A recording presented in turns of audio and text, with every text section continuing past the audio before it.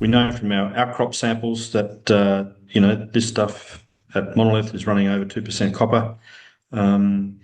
So it's all opening up for us now, and this is what happens when you start drilling, and when you keep drilling, you just start finding new things.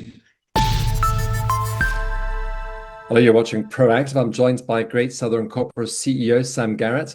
Sam, very good to speak with you. These results show high-grade copper lenses stacked on top of each other. In simple terms, how much did the latest drilling just grow the potential size of the Mostaza deposit? Good morning, Stephen. Yes, these are fantastic results again, and they're very significant because they indicate to us at this early stage that the deposit appears to be getting bigger with depth. So that's an exciting development, especially when you consider potential mining options. So obviously that's out into the future, but it does give us a lot of encouragement to continue our exploration there and to really crank things up. You found a match between the new Lens 5 and the Monolith zone 400 meters away. Are we looking at several small targets here, or is this becoming one massive continuous copper system, Sam? Yeah, that's an extremely good question, and it's one we obviously are very keen to answer.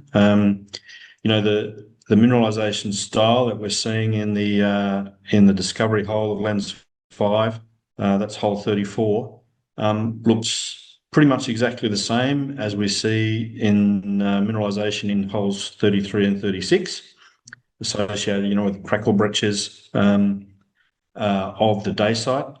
And it's also appears to be exactly the same as this mineralization here at the Monolith zone. Now, all these three centres are, 200 metres or so apart. So obviously going to have to start some infill drilling to try and join those dots. And if in fact everything joins up, then yes, it'll be a potentially large deposit. And we know from our outcrop samples that this stuff at Monolith is running over 2% copper.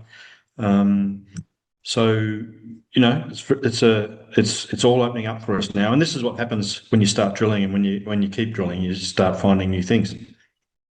High grade is great, but can you get it onto the ground, Sam? You're waiting on metallurgical results now. How does the local infrastructure at Cerro Negro help you move this project towards a mine faster? The infrastructure at Cerro Negro is first class for us. We've got sealed roads running right past us. We've got power. We've got towns nearby for support, mining support, services support, and obviously employees. And in the short term, we've also got the optionality of having at least three that I can think of, plants that we could toll treat ore to.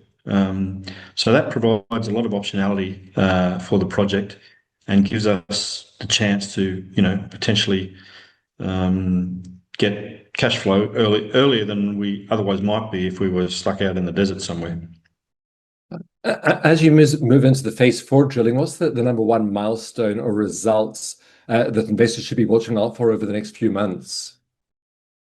Phase 4 drilling will really centre on doing scout drilling around this Monolith zone, building out the Lens 5 mineralisation as well, and putting together the resource for the Lens 2. That'll be key.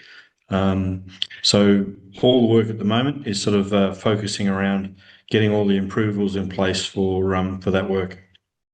Well, Sam, I hope you'll continue to keep us updated with your progress. Thank you very much for the update today.